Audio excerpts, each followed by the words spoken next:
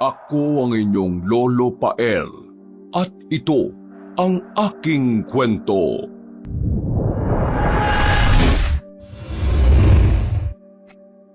Pagbalik ni Robin sa silid ay binungarang kagad siya ng balita ng asawang si Mariela. Base sa ilatya ng mukha ng morenang babae, ay mukhang maganda ang balita. Nakangiti kasi yun sa kanya matapos sumalik sa labi. Oh, ang saya mo yata ngayon, mahal. Anong meron? Walaan mo. Inay ko po. Ginawa pa ako manghuhula. Sige na kasi. Walaan mo na to kang killjoy dyan, mahal. Okay, sige na. Hulaan ko na. Buntis ka na naman, tama? Pasensya na pero hindi eh. Huwag mo na nga muna sa akin ipaalala yan. Ikaw naman. Sorry. Yun lang kasi naisip ko eh.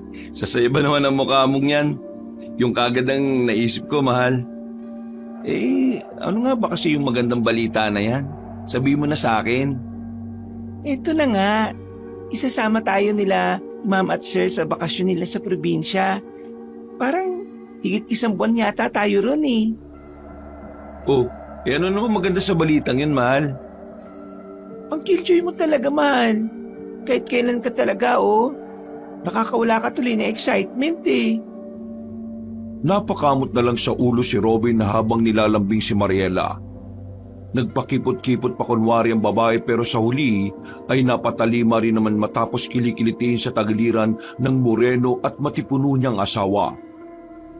Pagkatapos noon ay nauwi sila sa arutan sa kama hanggang sa natigilan rin matapos sumilip ang 10 taong gulang na si Bimboy sa pintong nakauwang. Ang nasabing bata ay ang bunsong anak ng mag-asawang batalyon na pinagsisilbihan nila. Ang 2 pang kapatid ni Bimboy ay si Julia, pangalawa sa magkakapatid at si Gerald na siyang panganay. Tumayo si Aling Mariela at pansamantalang hinawi ang asawa na napunta sa sulok ng kama. Lalapitan niya sana ang alaga pero nauna na yung pumasok kaya naupo na lang siya sa kama. Oh, bakit Bimboy? May kailangan ka ba, nak? Sorry po si Istorbo, Yaya Ella at Yaya Obin. Nagugutom na po kasi ako eh. Pwede na po ba ako kumain? Ay, oo naman, nak. Hala, tara sa kusina at ipagsasanto kita. Dito na naman ang para sa hapunan eh. Tatawagin ko na rin ang ate at kuya mo, baka nagugutom na rin sila. Salamat po. Paglabas ng dalawa ay naiwang nakahiga si Robin sa kama hanggang sa mapatingin siya sa bumbilya ng kwarto nila. Inisip niya rin kasi ang sinabi ng asawa dahil kahit papaano ay makakalayo-layo naman silang mag-asawa. Medyo iba kasi ang ambyan sa bahay ng kanyang amo nitong mga nakalipas na linggo dahil sa sunod-sunod na problema ni Ginoong Rostom. Bakit na kaya kami magpupunta sa probinsya? Parang ito yung unang beses na nabanggit ang pag-uwi nila sa probinsya. Ano kaya nangyari? Hindi ko pa natanong si Mariel kanina. Wala rin namang sinabi sa akin si Sir Rostom. Siguro, papatawag naman kami ng mga yun kapag sasabihan na kami kung kailan kami aalis. Bumangon na rin siya saka lumabas ng kwarto pagkatapos yung sabihin. Naabutan niya sa kusina ang asawa kasamang 3 anak ng kanilang amo na si Gerald, Julia at Bimboy. Sasabay na sana siya na mag-ring ang kanyang cellphone. Pagkarehistro ng pangalan ni Ginoong Rostom ay dali-dali niyang sinagot ang tawag mula sa kabilang linya. Hello, sir. Good morning po. Robin, may ginagawa ka ba ngayon? Oh, wala naman, sir. Pag-aapunan lang sana. Magpapasunto na po ba kayo, sir? Oo, sana eh. Pero, pagtapos mo na kumain, puntahan mo kami dito sa fast food na malapit sa Sabungan. Alam mo na yun, di ba? Oo, sir. Sige, at bibilisan ko lang kumain. Okay. Balitaan mo kaagad ako ha, pagpapunta ka na. Okay, sir. Nagmadali na nga kagad siya sa pagkain at nang matapos ay kinuha kagad niya ang susi ng van at sinundo na ang kanyang amo. Makalipas ang kalahating oras Pagdating sa nasabing lugar, papasok na sana siya sa fast food chain nang makita niya sa parking area ang mag-asawang amo na tila nagtatalo. Hindi kagad siya nagpakita sa mga yun. Pasimple muna siyang nakinig sa usapan dahil nakita niyang umiiyak si Ginang Carmina. Huwag ka mag-iskandalo rito, Carmina. Nakakaya oh. Dami nang tumitingin sa atin eh. Kung ano man yung nakita mong yung kanina, malayong malayo yun sa naisip mo. Natural lang na napakitunguhan ko ng maayos yung babaeng yun. Kasi dahil lang sa laro at wala nang ibang pakahulugan. Rico, nak ng teting. Isa pang palo mo, makakatikim ka na talaga sa akin ha. Mas lalong napahagulgol si Ginang Carmina kaya napailing na lang si Robin habang pinagmamasdan ng mga amo. Napabuntong hiningal na rin siya at naghintay na lang na matapos ang pagtatalo ng mag-asawa. Babae na naman siguro yung pinag-aawayan nila. Ay nako, si Sir talaga oh. Kundi babae ang bisyo, sugal naman at alak. Apaw na sa bisyo kaya minamalas sa negosyo eh. Ay nako, mabuti na lang pala hindi ako nagpark dito sa tapat ng fast food. Natigilan na siya nang maramdaman ng cellphone sa bulsa na nag-vibrate. Pagtingin niya sa among lalaki ay tinatawagan na pala siya, kaya dali-dali niyang sinagot ang tawag at sinabing nasa tapat na siya ng sabungan. Pagka-drop call ay dali-dali siyang nagtungo sa sasakyan at minaneho kagad yun papunta sa kinaroroonan ng mga amo. Pagdating doon ay tila okay si Ginang Carmina pero halata sa mata ng Ginang nakatatapos lang umiyak. Sumakay agad ang mag-asawa na parang walang nangyari kaya nagbiyahe na kagad si Robin pabalik sa magarang bahay. Nang makauwi na sila ay pumasok kagad ang mga amo niya sa loob. Chinecheck lang niya saglit ang sasakyan at pagkatapos ay nagtungo na rin siya sa silid nilang mag-asawa. Katatapos lang ni Mariel magbanlaw ng katawan nang maabutan niya yon. Kaya pasimple siyang gumisi at saka naman dumiskarte. Nang nasa kasarapan na sila ay naantala na naman ng dalawa dahil muling sumulpot si Bimboy na nakadabit na ng pantulog. Nagulat pa nga si Mariela dahil nung akala niya ay kung sino ang biglang nagbukas ng pinto. Mabuti na lang talaga ay hindi pa siya nagtatanggal ng tapis sa katawan. Dahil kung nagkataon ay baka makita sila ng batang lalaki sa kanilang kamunduhan. Napaungo tuloy si Robin ng pasimple sa kahubilata na lang sa kama habang pinagmamasdan ng dalawa. Oh, Bimboy, na, di ba sabi ko naman sa'yo na kakato ka muna bago ka pumasok? Sorry po, Yaya Ella, Yaya Obin.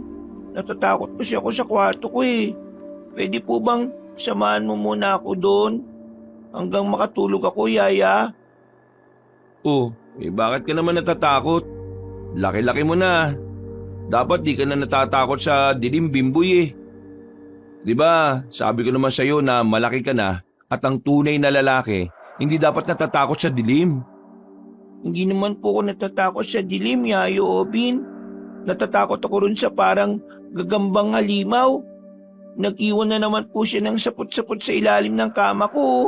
Ito po oh. Pinagmasdan ng mag-asawang kasambahay ang hawak ng batang lalaki. Nang kunin yun ni Robin at tawakan ay nasiguro niyang sapot nga yun ng gagamba.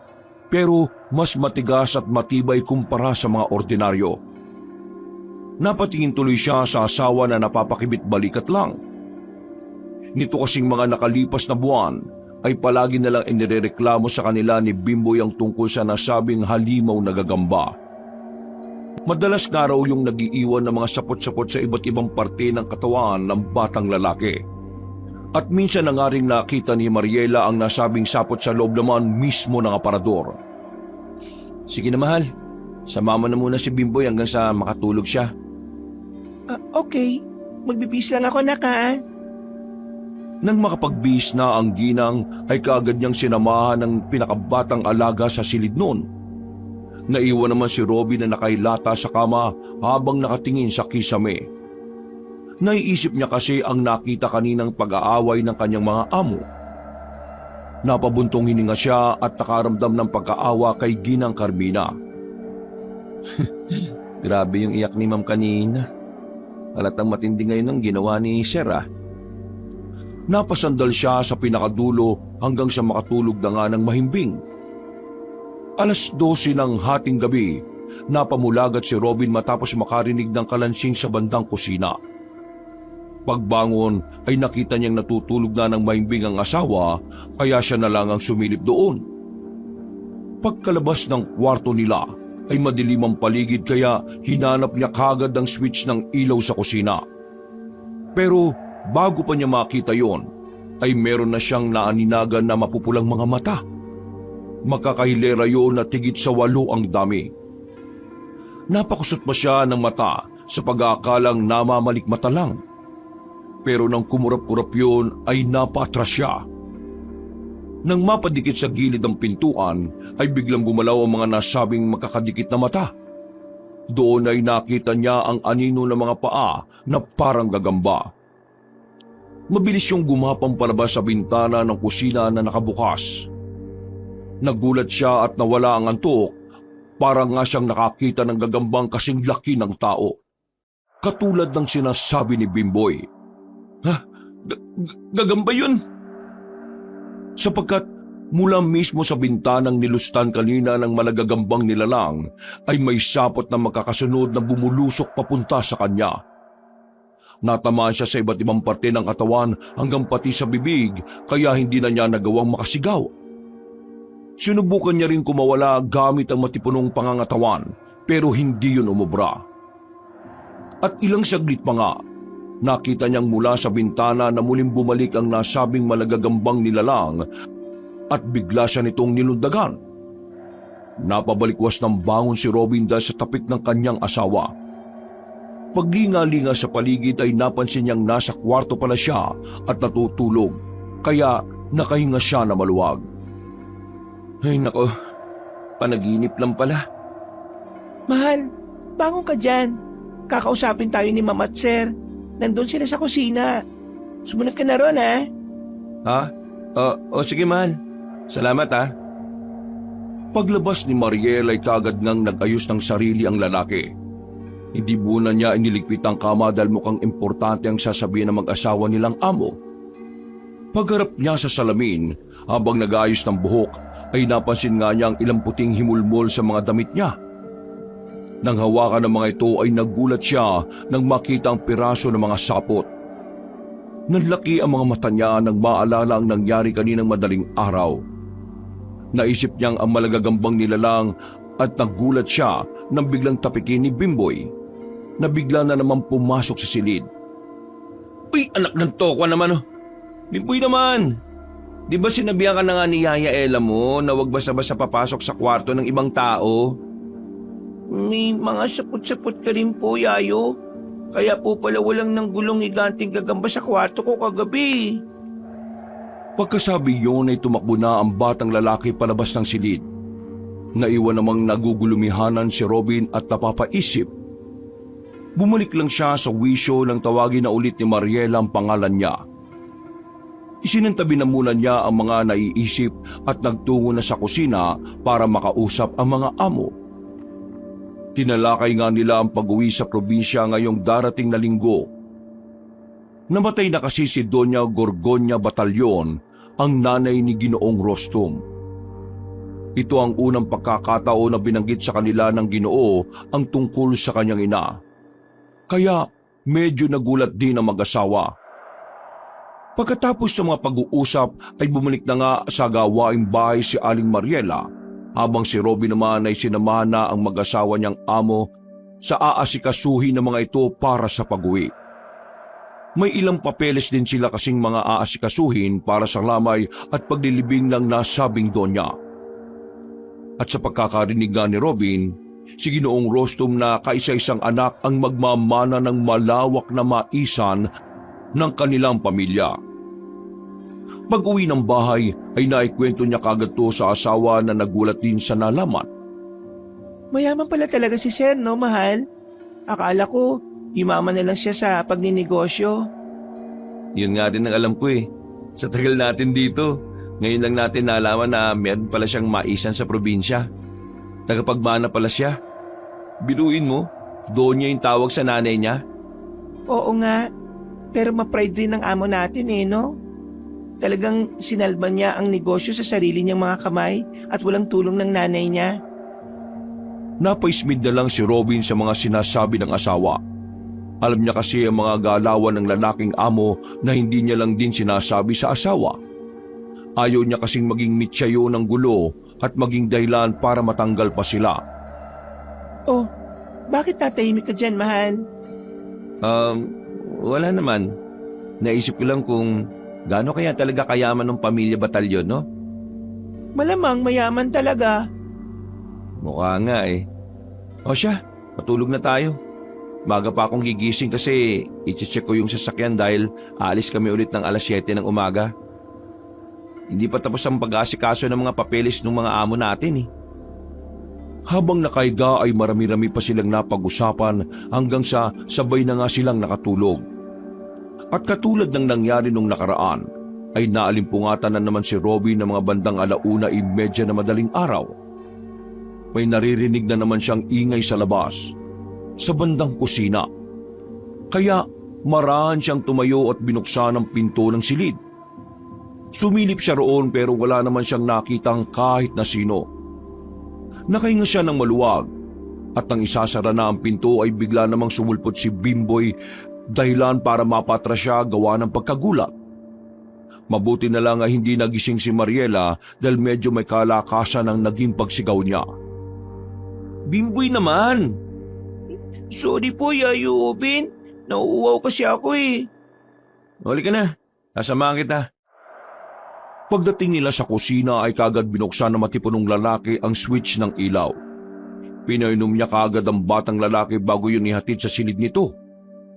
Oh, di na kita sasamahan hanggang makatulog ka ha. Huwag ka matakot sa dilim. Hindi naman po ako takot. Kasi wala na po yung gagamba sa kwarto ko.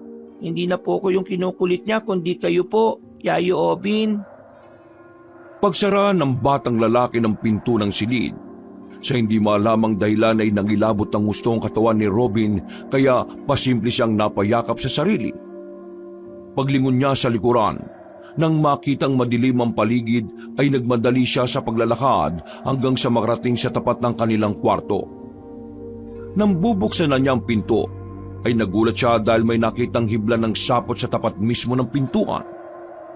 Napapakulot ng noon niya yung dinampot saka nagpalinga-linga sa paligid bago pumasok sa kwarto at magkandado ng pinto. Napakamot siya sa ulo dahil hindi niya rin maintindihan kung bakit siya natatakot ng ganun. Ano ba yan, Robin? Natatakot ka sa sinasabi ng isang bata? Ang laki-laki ng katawan mo. Saka hindi naman yung totoo eh. Guni-gunit panaginip mo lang yung halimaw na gagamba. Mahal, ba't nandiyan ka pa? Matulog ka na at maaga pa kayong aalis ni Mama at Sir. Tara na rito at wala akong kayakap po. Napatango na lamang ang matipunong lalaki bago tabihan ng asawa at matulog na rin na mahimbing. Makalipas ang ilang araw, nagbiyahe na nga sila gamit ang sasakyan. Naisipan kasi ng mag-asawang batalyon na sumakay na lang ng Roro para mas makatipid sila sa biyahe. Alam na rin naman ni Robin ang totoong dahilan kung bakit napili yun ng mga amo. Alam niya kasi ang kagipitan ngayong nangyayari lalo na sa negosyo ni Ginoong Rustom. Higit 24 oras din ang naging biyahe sa barko at pagbaba nila sa daungan ay nagbiyahe pa sila ng higit 6 na oras. Pagdating sa isang bayan ay huminto saglit ang sasakyan para makapagtanong-tanong si Ginoong Rustom. Sa tagal ng panahon kasi ay hindi na niya matandaan ang daan papunta sa kanilang lupain. Lalo na ngayon at marami nang nagbago sa bayan. Ang dating palatandaang tulay ay wala na roon, kaya hindi na niya alam kung saan sila pupunta. Pagparada nila sa tapat ng simbahan ay nagtanong kagad ang Ginoo sa mag-amang nagtitinda ng mga hinabing bag at kung ano-ano pang souvenirs. Walang galang na ho. Itatanong ko lang sana kung nasaan na yung dating tulay paglampas doon sa simbahan. Papunta kasi kami sa maisa ng mga batalyon eh. Napansin kagad ni Robin ang reaksyon ng mukha ng lalaking napagtanungan ni Ginoong Rustom. Halata sa itsura noon ang pagkabigla at pagkatakot, pero itinuro pa rin naman sa kanila ang daan. Bago umalis, ay narinig pa nga niya ang lalaki na nagsasalita ng mga bagay patungkol sa nasabing maisan. Dahil doon ay napabulong na lang sa sarili ang matipunong lalaki habang ang atensyon ay nasa kalsadang tinatahak. Bakit kaya parang takang-taka yung tinderong yun sa maisan ng mga batalyon? Tsaka, ano yung sinasabi niya kanina na sigurado ba talaga kami na pupunta kami sa lugar na yon? Para naman siyang nananakot na ewan. Dahil pasado 4:30 na ng hapon, bago lumabas ng nasabing bayan ay nagpasya muna silang magmerienda sa isang simple at lokal na restaurant. Ayon na rin kasi kay Ginoong Rostum, kapag nasa bayan na sila, ay aabutin pa ng lagpas 1 oras ang biyahe bago tuluyang marating ang maisan at ang bahay ni Doña Gorgonya Batalyon. Dahil nauna nang natapos si Robin, lumabas muna siya at naghintay sa parking area. Hindi sinasadyang mapakinggan niya ang pag-uusap ng ilang taga roon na patungkol sa isang bagay.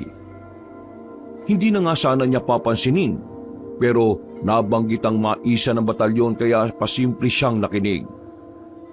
Base sa napakinggan niya, ay tila iniilagan nga raw ang nasabing maisan, lalo na ngayong patay na si Doña Gorgonya Batalyon.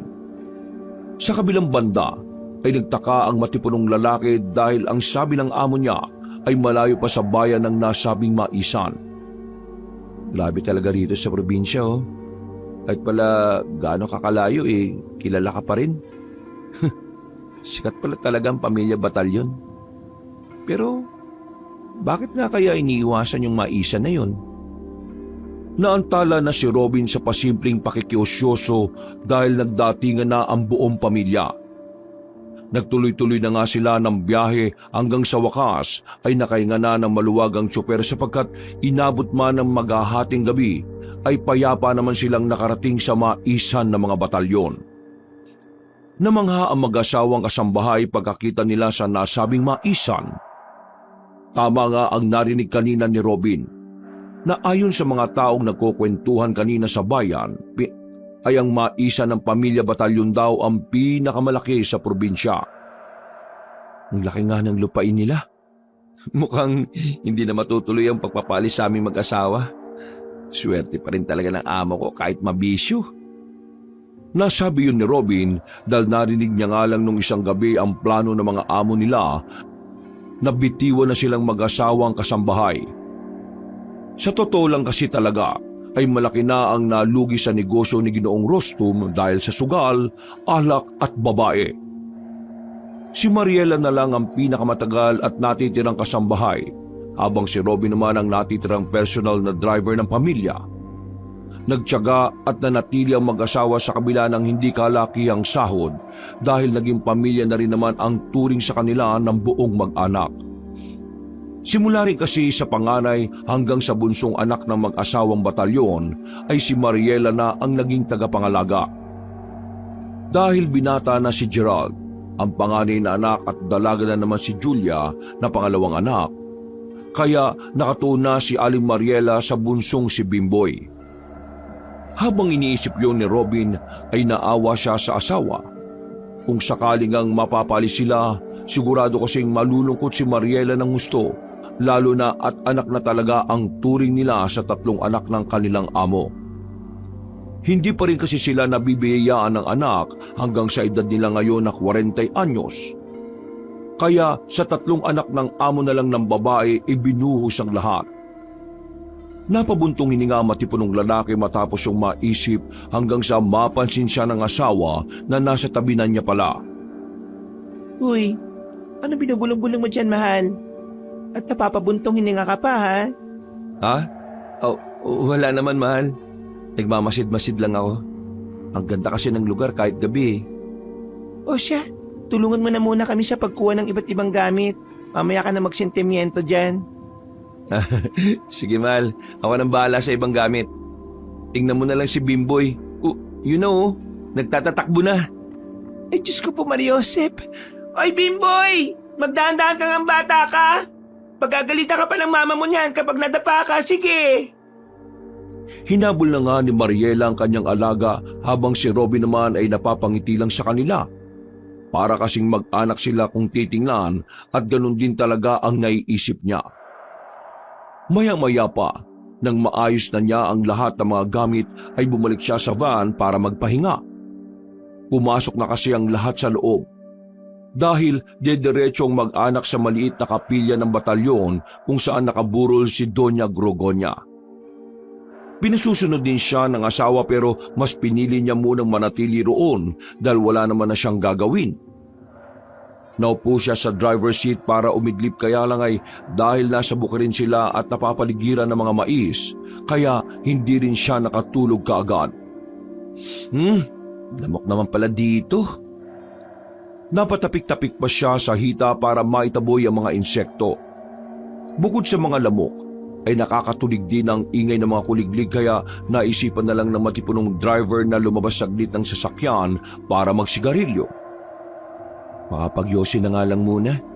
Hindi pa naman siguro lalabas yung asawa ko. Mamaya na ako papasok sa loob. Doon na ako matutulog dahil masyado palang malamok dito. Saka siya sumilip sa pintuan ng magarang bahay ng mga batalyon. Pagkalaon ay binunot niya na ang lighter at saka sinindyan ng sigarilyong hawak. Habang umitit ang yosi ay nilibot niya ng tingin ng maisang nadidiligan ng liwanag ng buwan. Bukod sa may ingay na kuliglig, ay mapayapa ang lugar kaya napabuntong hininga siya matapos ibuga ang usok. In fairness nakaka-relax talaga sa lugar na to Malayo sa laso ng polusyon, ingay ng syudad at kaguluhan.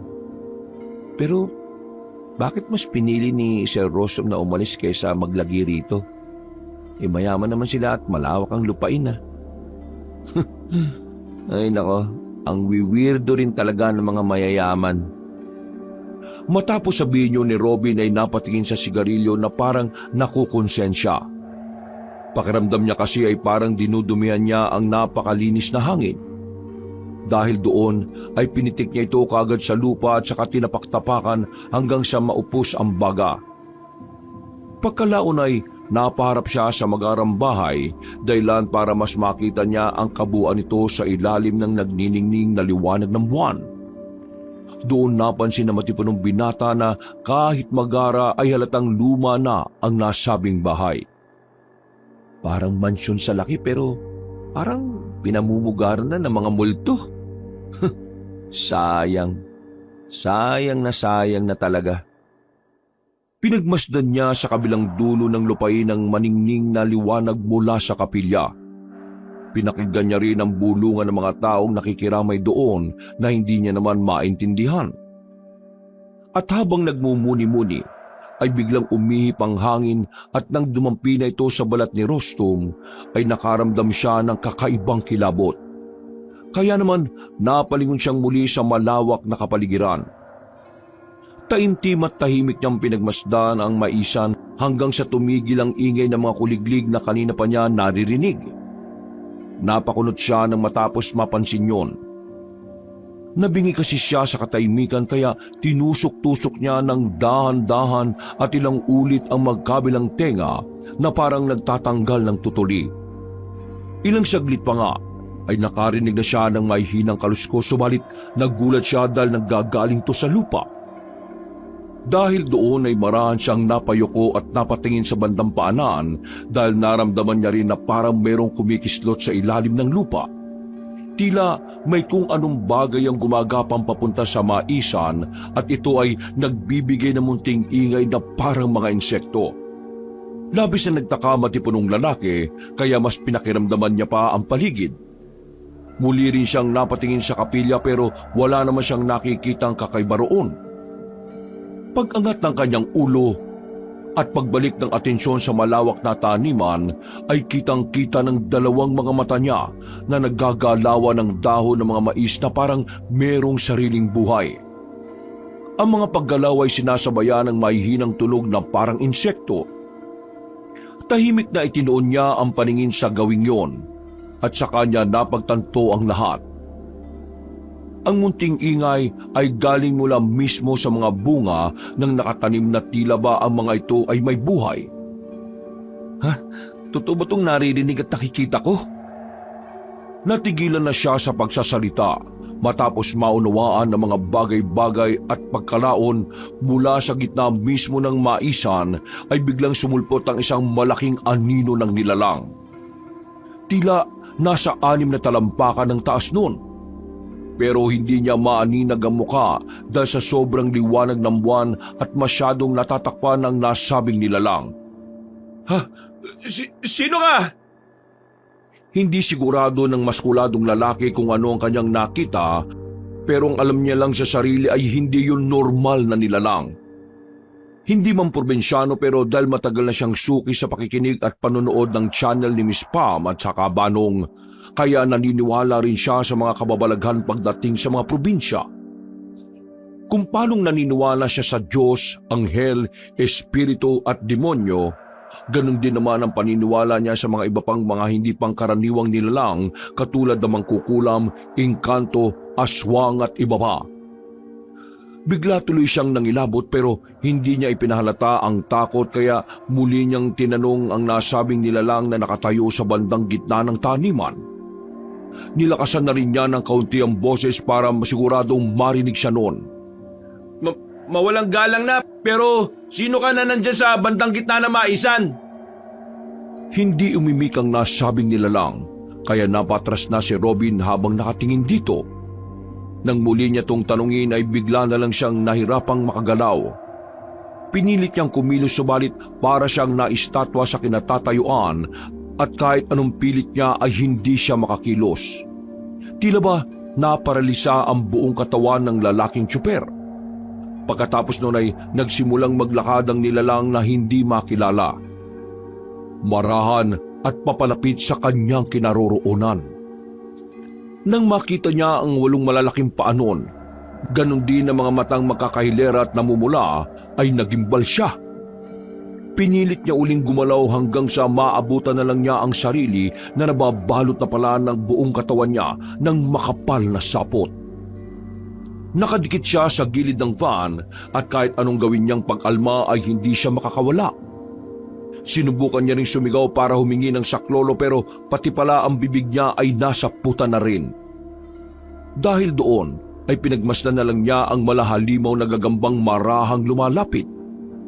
Napasigaw na siya pero sa isip lang habang pilit na kumakawala sa pagkakasapot. Tulong! May halimaw! May halimaw! May malaking kagamba! Tulungan niyo ako, mahal! Mariela! Tulungan niyo ako! At dahil may sapot din ang kanyang bibig ay wala ring nangyayari. Sa isip lang siya nakakasigaw ng malakas pero ang totoo ay wala naman talagang nakakarinig sa kanya. Nang maintindihan ni Robin ang sitwasyon habang papalapit ang halimaw na gagamba, ay doon na kumabog na mabilis ang kanyang dibdib. Mabilis na namuo ang takot sa isipan niya na nagbigay kilabot sa buo niyang pagkatao. Gumapang ang pakiramdam na ito sa buo niyang katawan hanggang sa para bang lumolobo na ang kanyang ulo. Tulong! Kahit sino! Parang awa niyo na! Tulungan niyo ako! Ilang saglit pa nga, nang makalapit na ng tuluyan ng halimaw, ay tumambad na nga sa kanyang paningin ang nakakakilabot nitong itsura. Ang 2 sa 8 paa nito ay paa ng tao, habang nasa unahang paa naman ay kamay ng tao, pero mahaba ang mga kuko. At base sa makapal at mahaba nitong buhok, ay masasabi nga ni Robin na babae ang halimaw. Halata rin yun dahil sa hugis ng mukhang pantao. Medyo malaki lang ang bibig na naglalaway at mahaba ang ngiping matutulis. Halimaw! Halimaw! Tulungan niyo ako, may halimaw! Sa sobrang pagkasindak matapos makita ang nakakatakot na nilalang, ay nagkakawag na parang bata si Robin kahit alam niyang wala siyang magagawa. Sa higpit ng pagkakasapot ay hindi na niya nga maigalaw kahit ang isang daliri. Mamamatay kayo sa lugar na ito! Gagawin ko kayong pagkain at ang sariwan yung dugo ang magiging pataba sa aking maisan! Ilang saglit pa nga, walang ano-ano ay bigla na lang may lumabas na sapot sa bibig ng nasabing halimaw. Bumalot yon sa buong mukha ni Robin hanggang sa magdilim na ang kanyang buong paligid dahil wala na siyang makita. Nagabol ng hininga siya hanggang sa maramdaman niya ang pagtapik ng kung sino sa kanyang balikat. Dahil doon ay napabalikwas siya ng bangon. Pagtingin niya sa gawing kaliwa, ay namata niya si Bimboy na siya palang tumapik sa kanya. Yayo Obin, gising po, umuungol ka po. Yayo Obin! Salamat sa Diyos. Salamat at ginising mo ako, Bimboy. Salamat. Binabangungot po ba kayo, Yayo Obin? Ha? Ay, Pareho po kayo ni Papa. Ganyan siya minsan eh. Kaya sabi ni Mama kapag ganun eh, kikisingin daw. salamat ulit. Teka, anong ginagawa mo rito? Ba't ka lumabas? Malumok dito at madilim. Alam mo bang, Kayo po ba? Bakit kayo nandito? di bali na nga. Tara na nga sa loob. Huwag ka nang lalabas ha. Sige ka, at uso pa naman sa probinsya ang mga aswang. Mangkukulam at mga engkanto. Gusto mo ba na makakita nun? Ayoko po. Teka, Yayo Obin, may malaking gagamba rin po ba rito? Napalunok ng laway si Robin dahil sa sinabi ng batang lalaki. Naalala niya rin tuloy bigla ang napaniginipang kanina. Hindi na lang niya sinagot ang tanong. Sa halip ay sinabayan na lamang niya ang kausap papunta sa magarang bahay na niluluma. Nang nasa kwarto na si Bimboy ay nagtungo na si Robin sa kapilya para samahan ng asawa at mga amo na naroon. Pagdating doon ay nakita niya ang mga naglalamay. Iilan lang ang kaibigan ng namayapang donya. Kahit ang mga manggagawa sa maisan ay iilang din. Kaya napakunot ng noo ang matipunong lalaki. Nilapitan niya agad ang asawa sa pwesto ng mga kapihan at pasimpleng kinausap. Bakit parang kakaunti lang yung trabahador ng maisan? Hindi pa yata lalagpas ng 10 oh. Yang lawak-lawak ng lupain nila. Kakayanin ba yun ng mga taong yan? Mali naman natin.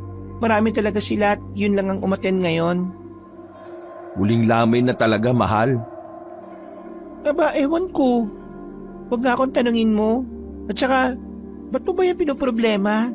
Kaya mo na nga sila. Mawalang galang na. O pwede ba kong makapagtimpla ng kape? Ay, pasensya na po, Tatang Dennis. Sige lang po, magtimpla lang po kayo ng kape. May mga sandwich din po dyan, kagagawa lang. Ay siya nga po pala, ito yung sinasabi ko kanina na asawa ko si Robin. Kinagagalak kitang makilala, Robin. Ako si Tatang Dennis. Matagal na akong katiwala ng pamilya Batalyon. Bata pa lang si Robin at boy pa ang Don Facundo. Nagtatrabaho na ako rito. Ikinagagala ko rin ho kayo makilala, Tatang Dennis. Masyadong malalim yung ikinagagalak ah. Pwede po bang nice meeting you na lang? Ikaw ang bahala, Robin. Hobby na lang po. Habang nagtitimpla ng kape si Tatang Dennis ay iniwan muna sila ni Mariela. Nag-a-assist pa kasi siya sa mga bagong dating na bisita ng kanyang mga amo. Naiwan naman doon si Robin na nagmamasid-masid pa rin sa paligid hanggang sa maisip niyang tanungin ang matandang lalaki. Tatang Dennis, may tanong lang po ako. Ay, ano ba yan? Yung mga nasa likod na yon banda, yun o, di ba yung mga trabahador sa maisan yon? Sila lang po ba yun? O meron pang iba na hindi nakapunta? Yan na yung kabuuan ng manggagawa sa maisan. Ho? Talaga ho? Nakakagulat, di ba? Pero mas nakakagulat dahil sa laki ng maisan nagagawa pa rin nila ang tungkulin nila. Nung nakarang taon, tumutulong-tulong pa nga ako Kaya lang, pagpasok nitong taon na to, halos magkasunuran kami ni Doña Gorgonia na panay-panay ang pagkakasakit kaya tumigil na ako sa pagtulong sa mga trabador. Pero may pagkakataon talaga na kailangan ko silang samahan lalo na kapag kulang sa tao. Hindi po ba sila nag-hire ng ibang manggagawa sa maisan? Ay nako, kung alam nyo lang, Obin, wala nang gusto magtrabaho sa maisan na to kung tutuusin. Yung mga yan na natitira, wala na lang talaga yung pagpipilian dahil wala naman silang alam na trabaho kundi ang pagsaka. At saka, hindi maigpit si Doña Gorgonya nung nabubuhay pa. Kapag kailangan nila ng pera, nakakalapit kaagad sila. Yun naman po pala eh. Bakit po wala nang gusto magtrabaho sa maisan ng mga batalyon? Kung tutuusin, Obin, ang maisa ng mga batalyon ay iniiwasan na ng mga magsasaka rito sa baryo. Iniiwasan? Bakit naman ho? Hindi nyo pa rin pala alam hanggang ngayon ano? Sa bayan pa lang, kalat na ang pag-iwas sa mga tao dito sa maisan. Pwede ho bang malaman kung bakit, Tatang Dennis? Itong pagpasok kasi ng taon, magmula nang magsimulang makasakit si Doña Gorgonya, nagkaroon na ng mga kababalagan dito sa maisan. Pagkatapos noon, nitong nakalipas na 3 buwan 8 manggagawang sabay-sabay na nawala at hanggang ngayon ay hindi pa rin nakikita. Anong nangyari sa kanila? Walang nakakalam kung ano ang totoong nangyari at kung nasaan na talaga ang 8 trabahador. Pero yung nag-iisang nakasaksi sa mga nangyari na si Daniel, hindi naman na makausap ng mga pulis dahil nasiraan na ng bait At 1 buwan pagkatapos ng pagkawala ng 8 nagpakamatay din si Daniel. Ay, grabe naman po pala yung nangyari. Simula noon, umiwas na ang mga magsasaka sa maisan at wala nang nagtangkang magtrabaho rito. Hanggang sa nag-aalisan na rin yung iba dahil marami na nga raw silang napapansin na kakaiba sa nasabing taniman. Alam mo ba ni Sir Rostom yung tungkol dito? Ilang beses na akong tumawag sa kanya sa telepono. Alam niya ang lahat pero pumunta lang siya rito nang mamatay yung nanay niya. Ganyan talaga yan si Sir Rostom. Wala yang pakialam sa ibang bagay. Ayaw niya talaga kasi sa lugar na ito. Napatingin tuloy si Robin sa lalaking amo na nasa pinakadulo ng kapilya habang merong kausap sa cellphone nito. Napaismid siya pagkakita sa amo at napabaling lang siya ulit nang tapikin naman ni Tatang Dennis. Nagpaalam na yun sa kanya dahil pupunta na ang mga trabador sa maisan na naroon din sa lamay. Dahil doon ay nagtimpla na lamang din muna siya ng kape at pagkalaon dahil hindi pa niya nakikita si Doña Gorgonya. Napakunot siya ng noo pagkasilip sa matandang babae. Pakiramdam niya kasi ay namumukhaan niya yon. Hindi niya lang matandaan kung saan niya nakita. Baka hawig lang naman. Mistisa kasi ang Donya kaya malamang marami siyang kahawig sa Maynila. Umalis na siya sa harapan ng kabaong at tinulungan na pansamantala si Mariela sa pag-aasikaso sa ibang nasa lamay. Ilang saglit pa nang makaramdam na ng antok ay nagpaalam na siya sa asawa na mauuna ng matulog. Napagod din kasi siya talaga sa pagbabiyahe. Nang nasa kwarto na, humiga kagad siya sa kama at nakatulog ng mahimbing. Nagising lang siya sa kalaliman ng gabi nang marinig ang paglangit-ngit ng bintanang niluluma na ng panahon. Inaantok siyang napadilat at lumapit dito para sana isara hanggang sa mapansin niya mula sa bandang maisa ng isang malaking anino. Kitang-kita yon dahil sa maliwanag na buwan at napakalaki na lampas sa mga tanim na mais kahit pa matataas pa yun. Mas nagulat pa siya nang mabilis yung tumakbo palapit sa kanya gamit ang 8 nito mga paa at nanlilisik na mga 8 mata nito. Mabilis ang mga sumunod na pangyayari. Bago pa tuluyang maisara ni Robin ang bintana, ay nagpakawala na ng sapot ang halimaw at saka siya sinunggaban. Napabangon siya matapos ng mahinang tampalin ni Mariela sa mukha. Nagulat pa siya pagkakita sa asawa. Uy, para ka naman nakakita ng multo, mahal. Bilisan mo na dyan. Mag-ayos ka na sa sarili mo at mag-almusal. Mamaya ililibing na si Doña Gorgonya, oh. Ay, oo nga pala. Nag-ayos na nga sila at pagkalipas ng 9:00 ng umaga, ay nag-umpisa na ang pagpoprosesyon sa patay hanggang sa makarating sa libingan. Mabilis lang ang naging proseso dahil ayaw na rin yung patagalin ni Ginoong Rostom. Hindi niya na rin kasi gustong magtagal sa lugar na yon dahil ang pakay lang naman talaga niya ay makuha ang manang lupain para na rin maibenta to sa iba. 1 linggo ang lumipas pagkatapos ng libing. Wala masyadong ganap sa magarang bahay. Madalang din makita ni Robin si Tatang Dennis dahil nais nga sana niyang makakwentuhan pa to patungkol sa kababalaghang bumabalot sa maisan. Sa pananatili kasi nila roon, ay tila meron din siyang napapansin lalo na kay Bimboy. Simula nang mapatpat sila sa lugar na yon, ay tila ba biglang nag-iba ang ugali ng batang lalaki. Madalas na yung nawawala kaya palaging namumroblema si Aling Mariela sa kakahanap. Hanggang isang gabi, pasado 7:00, katulad ng nakalipas at tipikal na araw, kapag mga ganong oras ay tahimik na ang buong bahay. Habang naghuhugas ang asawa ni Robin ng mga pinagkainan, ay nagtungo muna siya sa veranda para magsigarilyo. Tinanaw niya ulit ang malawak na maisa na tila nadidiligan ng maningning na sinag ng buwan. Maya-maya ay dumating sa harapan niya ang 3 magsasaka ng maisan galing sa kubo malapit doon. Nagkukwentuhan ng mga yon patungkol sa isang bagay na hindi pamilyar sa kanya. Kaya pasimple siyang nakinig, pero nabitin din siya dahil nakalayo na ang 3 kalalakihan. 80? Ano yung 80? Hindi mo alam kung ano yung 80? Ay, nandyan ho pala kayo, Tatang Dennis. Kumain na ho ba kayo? At natapos lang namin nun nila Bitoy, Itoy, at saka Bongbong magapunan. Yung mga kalalakihang dumaan dito sa tapat mo. Mabalik nga tayo doon sa sinasabi mo kanina. Hindi mo talaga alam yung 80? Hindi po eh. Ano po ba yun, Tatang Dennis? Parang isa yung uri ng alamat dito sa probinsya, lalo na rito sa Maisan. Pero nung nakaraang taon lang yun parang muling nabuhay eh. Tapos ngayong taon mas umusbo nga dahil sa pagkawala ng 8 mga magsasaka dito sa Maisan ng mga batalyon. Ano nga ho ba talaga yun? Ayon sa sabi-sabi, ang 80 ay isang aswang na may hahalin tulad sa gagamba.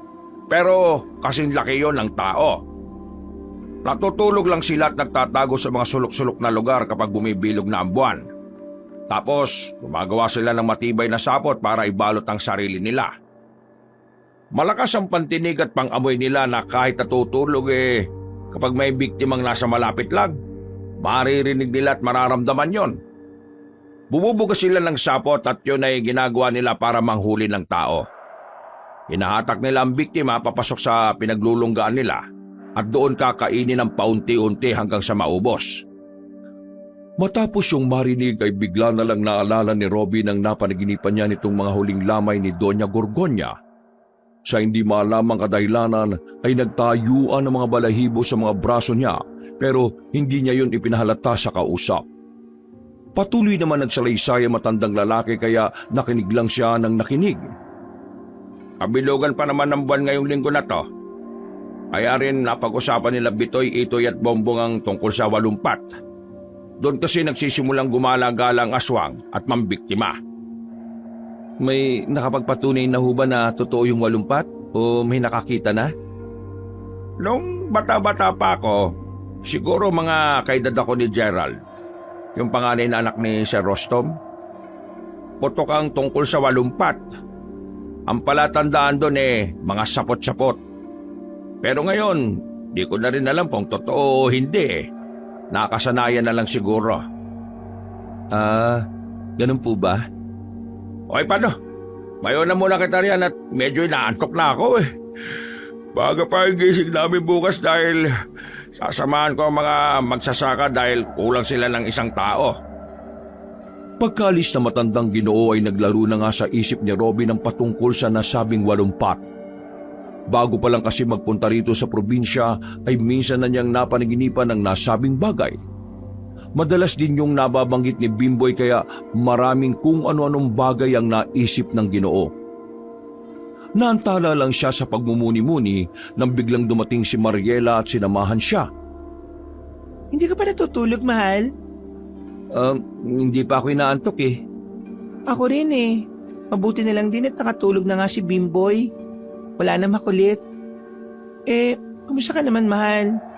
Nitong nakalipas na araw, panay-panay ang alis nyo ni Ma'am at Sarah. Oo nga Sana matapos na yung kung ano man ang inaasikaso nila dito para makauwi na tayo. Parang uwing-uwi ka na. Ayaw mo na rito?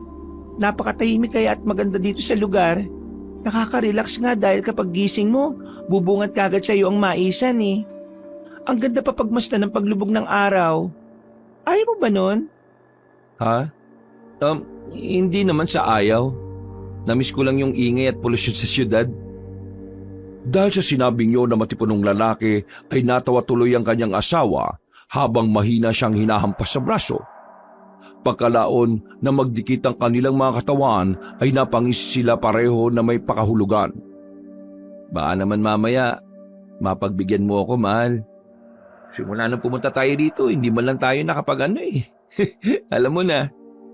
Ay nako, puro ka talaga kalokohan. Sige na at maiwan na muna kita rito. Maghilamos na ako ng katawan. Sumunod ka ron pagkatapos kung gusto mong may mangyari.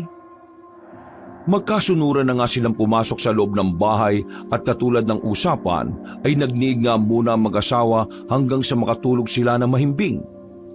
Pasado 1:30 na madaling araw, nagising na naman si Robin dahil narinig na naman niya ang paglangit-ngit ng bintana ng kanilang silid. Napapakamot ulo siyang bumangon sa kama para isara yun. Subalit, nang mapatingin sa labas, ay nakita niyang bigla si Bimboy na naglalakad. Pakiwari niya ay nag-sleepwalk ang batang lalaki kaya dali-dali niyang ginising si Mariela. Kaya lang dahil sa pagod ay tila tulog mantika ang kanyang asawa. Sa halip na pag-aksayahan pa ng panahon ng paggising sa babae, ay lumabas na kagad siya ng kwarto at pumunta sa kinaroroonan ni Bimboy. Subalit nang nasa veranda na siya ay hindi na niya nakita ang batang lalaki. Bimboy! Bimboy! Diyos ko po, nasaan na ba yung batang yun? Lumapit siya sa bungad ng maisan at muling tinawag ang batang lalaki pero wala pa ring sumasagot. Nang umihip ang malamig na simoy ng hangin at dumampi sa kanyang katawan, ay nangilabot siya ng husto. Sinundan niyo ng mga kaluskos mula sa loob ng maisan kaya napabaling ang atensyon niya roon. Bimboy! Nandiyan ka ba? Bumalik ka rito! Delikado dyan sa maisan! Nakita niya ang isang anino ng bata na tumatakbo kaya sinundan niya yon hanggang sa hindi na niya namalayang nasa bandang gitna na siya ng taniman. Napaintulang si Robin nang makakita ng malaking scarecrow. Nang muling humangin ay tila sinayaw ang buong maisan kaya medyo nakaramdam na naman siya ng kilabot. Nasaan na ba yung batang yun? Bimboy! Bimboy! Natigilan na matipunong lalaki na makarinig at maramdaman na tila gumagalaw ang lupa. Nang mapalingon siya roon, pakiwari niya ay may kung anong gumagapang sa ilalim na hindi niya naman makita kung ano. Dala ng takot ay nawala na tuloy sa isipan niya ang paghahanap kay Bimboy. Unti-unti siyang umatras hanggang sa napatakbo na siya pabalik sa nilulumang magarang bahay. At dahil hindi na niya tinitingnan ang daan, kaya naman hindi niya napansin na merong nakaharang sa tinatahak niyang daan. Bumangga siya rito kaya napaupo siya ng paharap. Pagtingala ay ganun na lang ang pagkagimbal na matipunong lalaki. Kitang-kita niya ang isang nakakatakot na nilalang na may 8 mga matang magkakahilera at 8 mga paa. Pero iba to sa napapanaginipan niya nung nakaraan dahil mas maliit ito at hindi mahaba ang buhok. Para tong isang lalaki. Nang ma-realize niya na para tong gagamba, ay nagimbal nga siya ng husto. Naisip niya rin tuloy bigla ang sinabi ni Tatang Dennis tungkol nga sa sinasabing maalamat na uri ng aswang. Walumpat! Dali-dali siyang tumayo at tumakbo. Napalingon pa siya sa likod kaya nakita niya kung paano umangil ang nasabing nilalang. At maya-maya pa nga ay nagsimula na tong tumakbo palapit sa kanya, kaya mas nagmadali na siya sa pagtakbo. Pakiramdam ni Robin, ang layo-layo niya pa rin sa magarang bahay kahit pa abot na to ng kanyang paningin. At ilang saglit pa nga ay nakahinga siya na muluwag sapagkat tuluyan na siyang nakalabas ng maisan. Nang malapit na sa veranda, ay naramdaman niya sa likod ang mainit na bagay. Paglingon niya roon ay may nakita siyang makapal na sapot na nakakapit sa kanya. Nanlaki ang mga mata niya subalit bago pa makalma ay hinatak na siya ng nasabing sapot pabalik sa maisan. Sinubukan niyang tanggalin at labanan yon pero wala siyang nagawa dahil matindi ang pakakadikit ng nasabing sapot. Pagdating sa bungad ng maisan ay tuluyan siyang natumba habang nagtutuloy-tuloy ang paghatak sa kanya. Tulong! Tulong! Inahatak ako ng walumpat, Mariela! Tulong! Kahit sinong nakakarinig sa akin! Tulong! Makailang ulit na siyang sumigaw at sagad sa lalamunan subalit tila bingi ang kapaligiran dahil wala man lang sumasaklolo sa kanya. Naabutan na lang ni Robin ang sarili sa harap ng walumpat. Tumindig yun kaya nakita niya ang nakakatakot nitong mukha. Ang naglalaway na bibig na may matutulis at matatalim na mga ngipin. Gumaralgal yun at habang sinasaputan ng buo niyang katawan, sinubukan pa rin pumalagpalag ng Ginoo pero tuluyan na siyang napalibutan ng sapot. Ang huling natatandaan na lang niya ay ang pagdamba ng aswang sa kanya bago siya mapasigaw ng sobrang lakas kasabay ng pagbangon sa higaan. Napatingin siya sa bintanang lumalangit-ngit kaya napansin niya rin na umaga na pala. Dito ako nakatulog sa may papag. Nasaan kaya si Mariela? Hindi pa man nakakabangon sa higaan ay napabaling na siya sa pintuan matapos madinig ang boses ni Bimboy. Umalis po si Yaya Ella. Kasama po sila Mama at Papa. Hindi ka na po ginising kasi parang pagod na pagod ka raw po eh. Si Papa na po nag-drive ng van, Yayo Obin. Ha? Nako, nakakaya naman at si Sir Rostom pa yung nag-drive ng sasakyan. Alam mo ba kung saan sila nagpunta, Bim? Hindi ko po alam eh. Pagkasabi niyo ng batang lalaki, tumakbo rin yun palayo. Kaya tumayo na si Robin at nagtungo sa kusina kung saan naabutan niya sina Gerald at Julia na nag-aalmusal. Inaya lang siya ng dalawa na tinanguan niya lang. Pagkatapos ay nagtimpla kagad siya ng kape at dumiretso sa veranda para doon tumambay. Habang nakatingin sa maisan ay naalala na naman niyang bigla ang nangyari kagabi. Nakahinga siya na maluwag dahil sa panaginip lang yon. Pero pag inom ng kape ay nagulat siya at kamuntikan pang mabitiwan ng tasang hawak. May ilang galos kasi ang magkabila niyang kamay na parang gumasgas sa sahig. Nang tingnan niya ang hita ay meron din yung mga gasgas. Ha? Bakit may mga gasgas ako? Nang maalala niya ang paghatak ng walumpat sa kanya kagabi sa maisan ay tila nanlaki ang ulo niya sa takot. Napagtanto niya kasi na hindi pala talaga panaginip ang nangyari. Hindi ba panaginip yun? Ano ba itong nangyayari sa akin? Buisit naman oh. Yayo! Yayo! Halika po! Halika po! Sama mo ako sa maisan, dali! Pagkatingin ni Robin kay Bimboy ay bigla yung tumakbo sa loob ng maisan. Napaingit tuloy siya at walang nagawa kundi sundan ng nasabing bata. Pero habang tumatakbo ay patuloy niya pa rin iniisip ang nangyari. Kung talaga nga bang totoo na hinatak siya ng walumpat at ang pruweba ay ang mga gasgas niya sa mga kamay at paa. Bimboy! Saan ka ba pupunta, hoy? Tingnan niyo po, oh. Ang laki po ng scarecrow. Tingnan niyo po yung loob niyan. Ha? Sige na po, Yayo. Check niyo na po, please. Huminto saglit si Robin bago sumulyap-sulyap kay Bimboy na tila excited pa rin. At para mapuna ng pananabik ay ginawa niyang gusto ng batang lalaki. Marahan siyang lumapit sa scarecrow at kinapaka pa ang katawan nito. Napakunod siya ng noo sa pagtataka dahil alam niyang hindi dayami ang nasa loob noon. Alam niyo po ba kung ano nasa loob niyan, Yayo? Ha? Ano?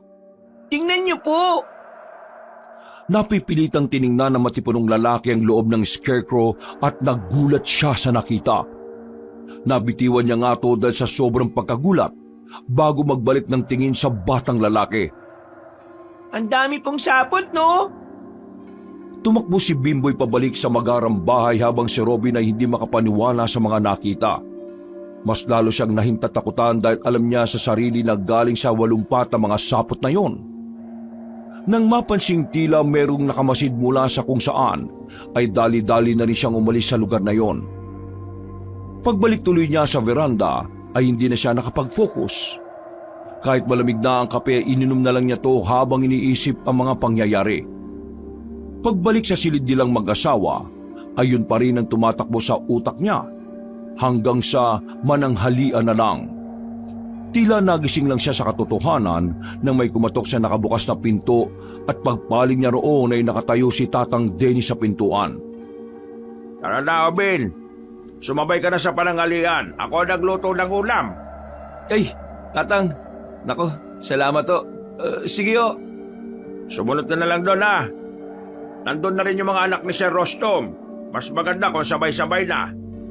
Sige po, susunod na po ako. Ilang saglit pa, pagdating sa dining area ay kagad silang kumain ng pananghalian. Sanay ang magkakapatid na si Gerald, Julia at Bimboy nakasabay sa pagkain ng kanilang mga kasambahay. Sinanay kasi ni Ginoong Rostum ang mga anak dahil itinuring niyo ng lahat na nakatira sa loob ng bahay na kapamilya at hindi ibang tao o tauhan.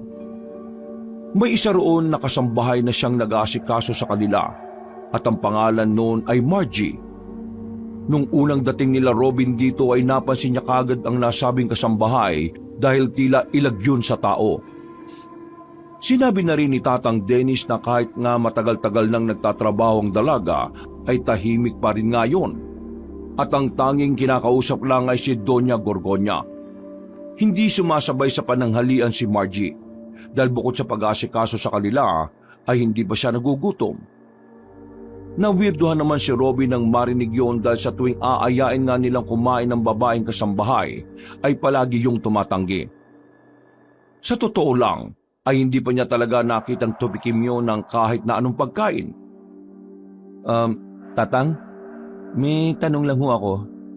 Kumakain ba yang si Margie? Parang sa higit isang linggo ko nang nandito. Ni isang beses di ko pa talaga siya nakitang kumain ng mga nakahain na pagkain eh. Mahihain kasi talaga yung si Margie. Baka mamaya pa yung kakain kapag walang nakatingin. Nako, sanay na ako sa babaeng yan. Maniwala ka sa akin, masasanay ka rin.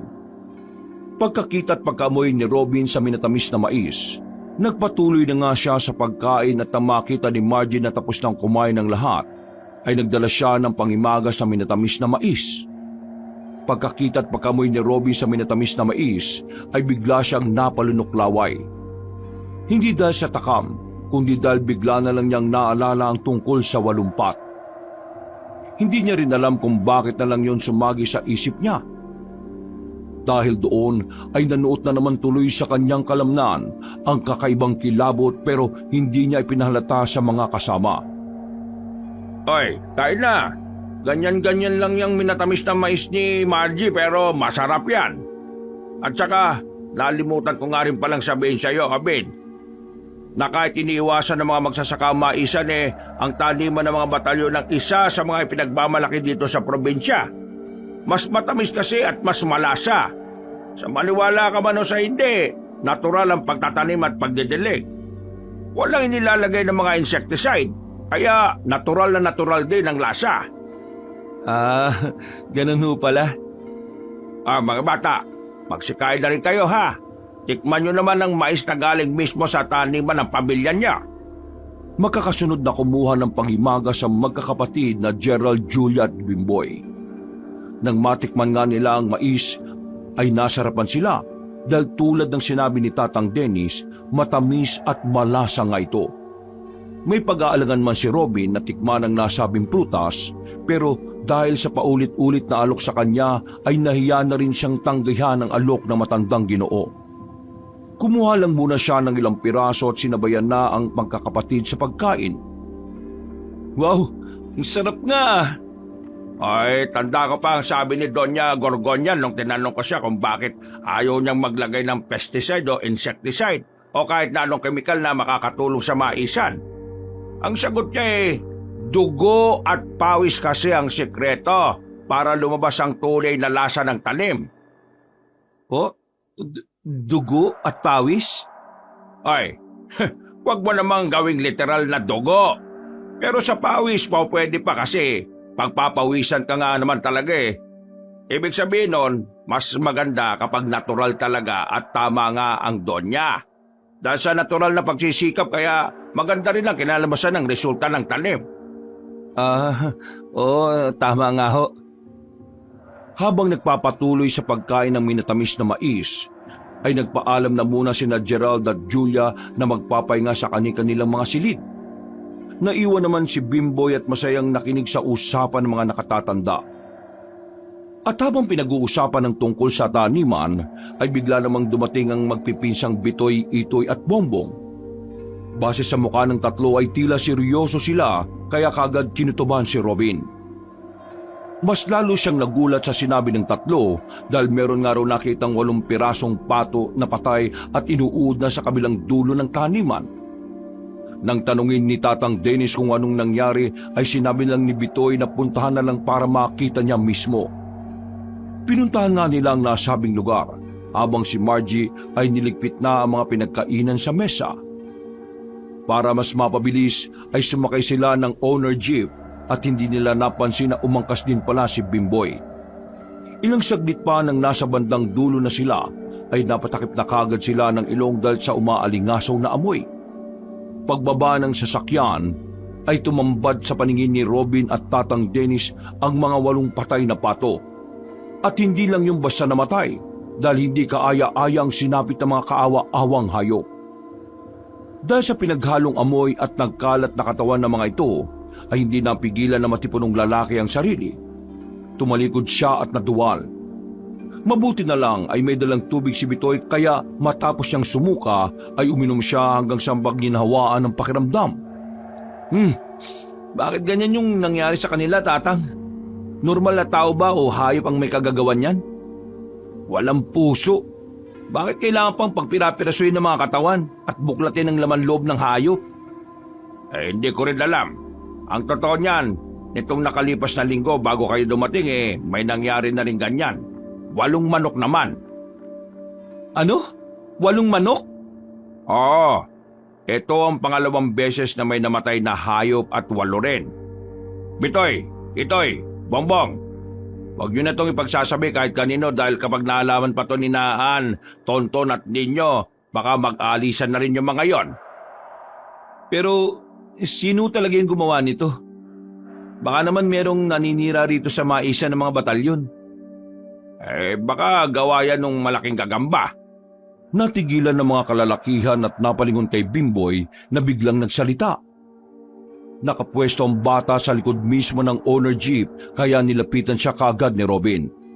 Uy, anong ginagawa mo rito, Bimboy? Bakit mo kami sinundan? Baka hinahanap ka na rin ni Ate Julia at Kuya Gerald mo, ha? Yaya Obin, yung malaking gagamba nga po ang may gawa niyan. Ano bang sinasabi mo?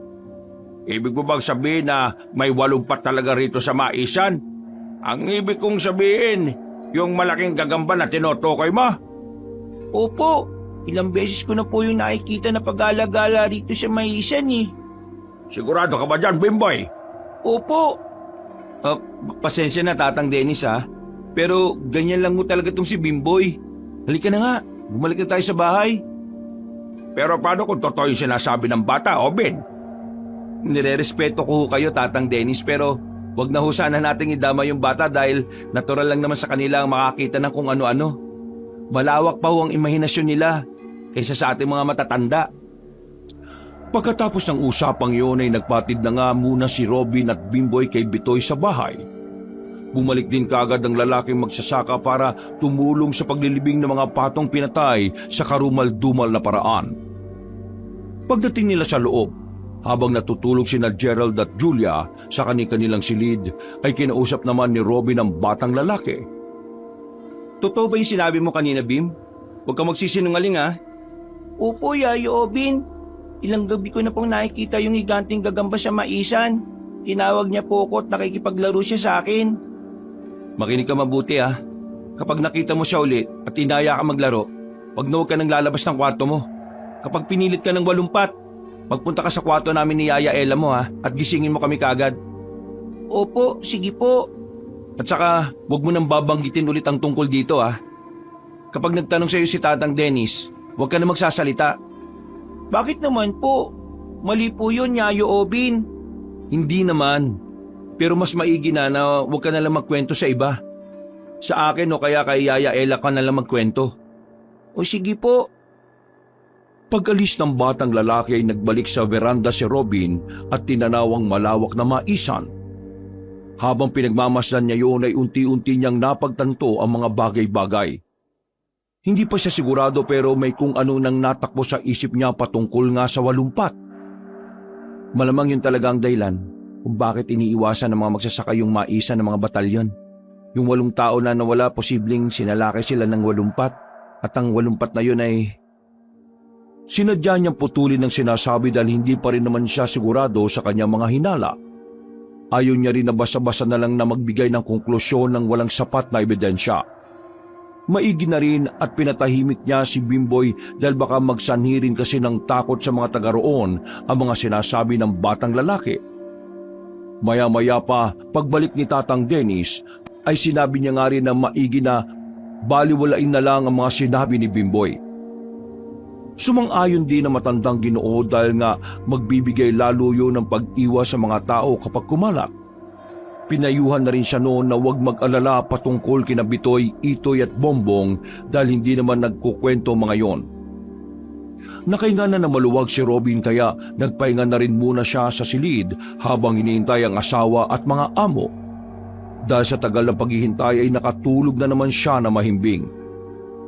Pagsapit ng alas 7 ng gabi, habang nasa sala at naghihintay ay kinausap kagad ni Robin si Margie na nagluluto ng hapunan sa kusina. Tinanong niya kung saan talaga nagpunta ang mag-asawang batalyon kasama ang asawa niyang si Mariela. Sinabi lang din ng kasambahay na ang tanging alam niya lang ay nagpunta nga ng bayan at mayroon lang inasikaso. Maya-maya pa, habang naghahapunan na hindi maintindihan ng matipunong Ginoo kung bakit siya tila kinakabahan. Kaya pagkatapos kumain ay tinawagan niya kagad ang asawa na sumagot naman kaagad. O mahal, bakit ka pa napatawag? Bawal ko bang tawagan ng asawa ko? Siyempre nag-alala ako dahil kanina pa kayong umaga wala eh. Di ka man lang nag-text o tumawag para magsabi sa akin. Kilig naman ako roon at nag-alala ka sa akin. Pasensya na ah. Alam mo namang mahina ang signal dito sa lugar nila sir eh. Sa bagay. Nasaan na ba kayo niyan? Nandito po kami sa bayan, mahal. Nagtagal kami sa munisipyo tapos nagsimba pa sila mama at sir. Tapos dumaan pa kami sa mall at marami pa kaming pinuntahan. Kumain lang kami doon sa kinainan natin noon tapos uuwi na rin. Siguro mga 8:30 nandyan na kami. Sige mahal, mag-ingat kayo ah. Pakisabi kay sir, pasensya na ulit. Bakit di mo siya tawagan para ikaw magsabi? Ang lakas kasi ng ilik mo kanina eh. Ilang beses pa kitang ginising. Nag-text na ako kay sir. Wala naman daw problema. Para rin daw makapagpahinga ako at ma-enjoy ang bakasyon. Mabait pa rin talaga yung amo natin, no? O siya, sige mahal. Mahal, humihina ng... Tuluyan ang nawala ng signal kaya naputol na ang pag-uusap ng mag-asawa. Pagkababa ng cellphone ay nakahinga na ng maluwag si Robin dahil nakausap na niya ang pinakamamahal na asawa. Habang nakatambay sa veranda ay dumaan nga ulit sina Bitoy, Itoy at Bombong at nagpaalam na sa kanya. Sumunod na dumating si Tatang Dennis na nagtambay din sa veranda. Sabay nilang pinagmasdan ang bilog na buwan na tila nagdidilig ng liwanag sa buong taniman ng mais. Mukhang ginabi na sila sir ah. Alam mo ba kung saan sila nagpunta? May inasikaso lang daw ho at pauwi na raw sila. Kumain lang sa bayan. Mga 8:30 nandito na daw po yung mga yon. Ay mabuti naman at pauwi na sila. Bilog pa naman ngayon ang buwan. Oh? Ay, anong ibig sabihin nun, Tatang? Hindi na nakasagot ang matandang lalaki dahil muling nag-ring ang cellphone ni Robin. Pagkasagot niya rito ay narinig niya kagad ang mahinang boses ng asawa na putol-putol pa. Humina na naman kasi ang signal. Mahal, dadaan pa kami ng talyer dahil nasira ng sasakyan. Baka abutin na kami ng hating gabi. Ha? Ganun ba? O sige mahal, mag-ingat kayo ha. Nag-drop call nga kagad si Mariela dahil sobrang hina talaga ang signal. Napakamot na lang sa ulo si Robin at nang lingunin niya si Tatang Dennis ay pumasok na pala yun sa loob. Naiwan tuloy siyang nag-aalala kahit pa nagsabi na ang kanyang asawa. Hindi niya rin alam kung bakit ganun ang pakiramdam niya noong mga oras na yon. At mas lalo siyang kinabahan nang makarinig ng nakakakilabot na alulong ng aso mula sa hindi kalayuan.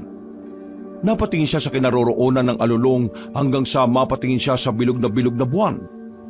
Nang dumapo sa katawan niya ang malamig na simoy ng hangin, ay pasimple siyang napayakap sa sarili. Tila may kakaibang takot na namuo sa kanyang puso kaya napasign of the cross siya bago pumasok sa loob ng bahay. Ingatan mo po sila, Lord.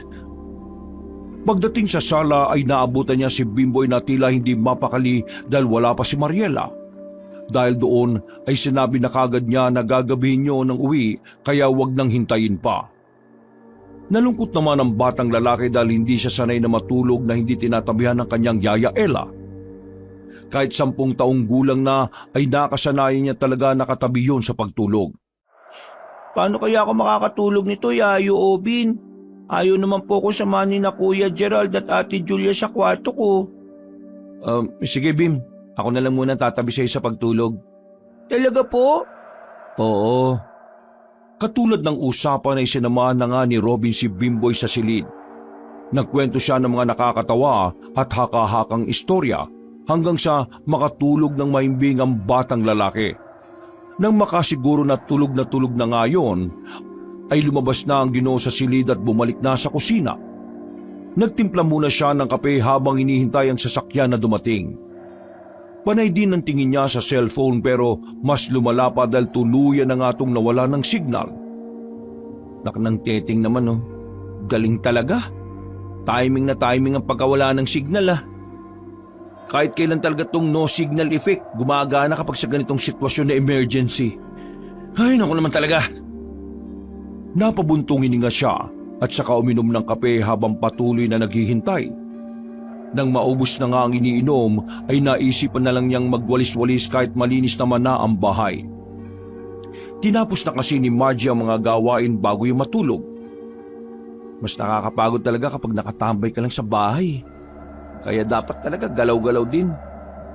Namiss ko tuloy bigla yung mag-drive sa Maynila. Yung sa mga pinupuntahan namin ni Sir.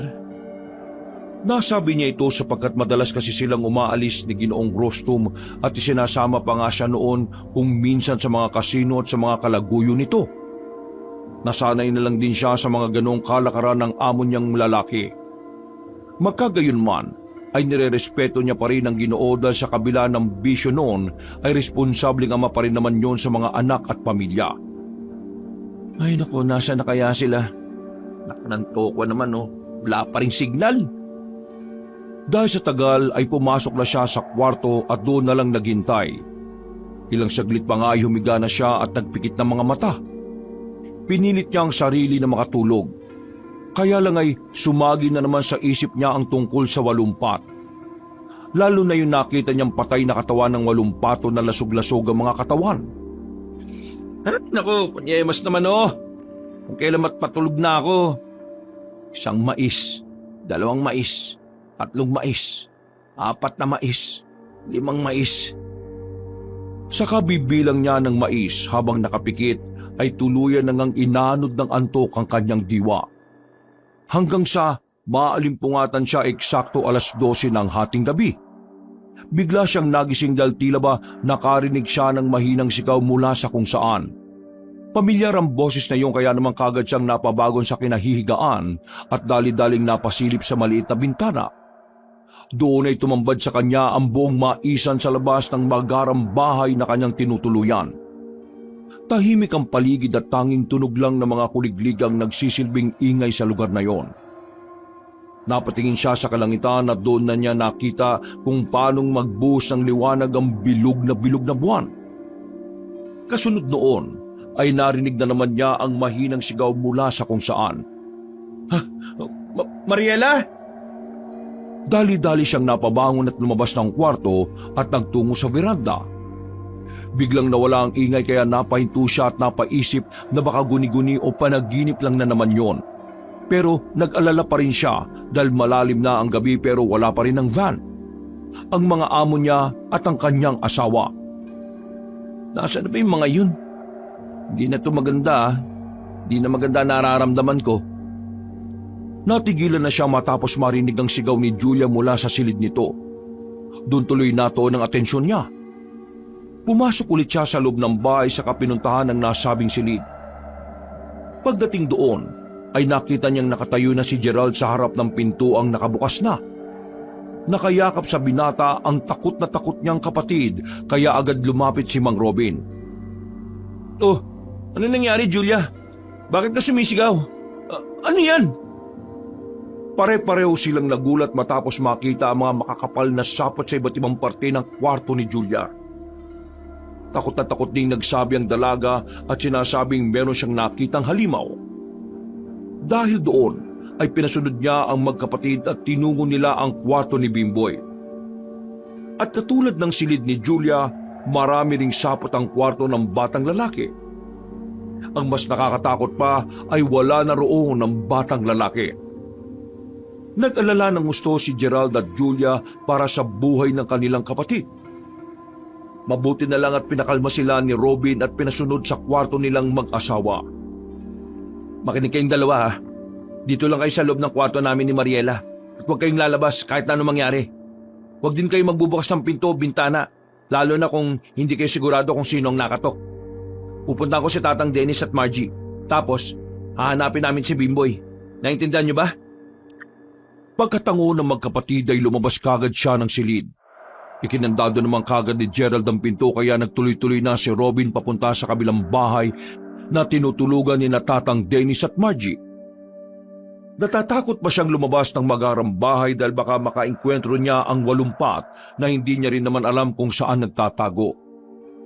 Ayon pa naman kay Tatang Dennis ay nagtatago lang sa mga sulok-sulok ang malagagambang aswang at naghihintay ng mabibiktima. Nagmamadali na siya at pagdaan malapit sa kapilya ay meron siyang naaninag na liwanag mula sa hindi kalayuan, subalit bigla rin yung nawala. Marahan at maingat niyang sinundan ito hanggang sa makita sa hindi kalayuan si Margie na hawak-hawak ang maliit na lampara. Napakulot siya ng noo na punong-puno ng pagtataka. Anong ginagawa ni Margie dito sa labas ng ganitong oras ng hating gabi? Sinundan niya kung saan patungo ang babae hanggang sa pumasok yun sa kapilya na mas lalo niyang ipinagtaka. Matagal siyang nagmanman hanggang sa mawala ang liwanag sa loob nito. "Oh, saan siya nagpunta? Hindi kaya siya talaga yung walumpat? Kung siya yun, mali pala yung naiisip ko patungkol sa pamilya ng batalyon." Nagsimulang kutuban si Robin nang mayroong inililihim ang kasambahay. Nagsimula ng kutuban si Robin na merong inililihim ang kasambahay na si Margie. Kinabahan din siya para sa buhay ng mga kasama niya sa lugar na yon, lalo na sa buhay ng kanyang asawa. At nang marinig niya ang mahinang sigaw ni Mariela kanina ay mas lalo siyang natakot. "Hindi pwede to. Baka kung ano nang ginagawa niya sa asawa ko at sa mga amo ko, pati kay Bimboy." Matapos maisip ang mga yon, ay nagmamadali niyang tinungo at pinasok ang kapilya. Doon ay tumambad sa kanyang paningin mula sa pinakadulo ng nasabing lugar ang isang lihim na lagusan papunta sa ibaba. Natatakot man, ay lakas loob na pinasok ni Robin ang sikretong paibabang lagusan pagkapasok niya sa bodega. Kahit madilim at kinakabahan sa maaaring mangyari, ay nagpatuloy pa rin siya dahil sa kabilang banda ng kanyang isipan ay naroon ang pagnanais na makita ang kung anong meron sa ilalim ng kapilya. Napa-sign of the cross siya habang nagpapatuloy sa paglalakad sa madilim na lagusan. At ilang saglit pa nga ay naaninig na niya ang liwanag na siguradong galing sa lamparang dala ni Margie. Nang makalapit siya ng tuluyan ay doon na nga siya nagimbal dahil sa kanyang nasaksihan. Kitang-kita ng mga mata ni Robin ang dalawang babaeng napapalibutan ng sapot ang buong katawan. Ang amo niyang si Ginang Carmina at ang asawa niyang si Mariela. Sugatan ang mukha ng mga yun at tila pinahihirapan pa. Sa likuran nila ay may makapal pang sapot at sa ibabaw noon ay merong dalawang nakakatakot na nilalang. Ang isa ay dambuhalang walumpat, habang ang isa naman ay kasing laki lang ng bata. Gulat na gulat ang matipunong lalaki at hindi siya makapaniwala sa nakikita ngayon. Muntik pa nga siyang mapasigaw sa pagkagimbal.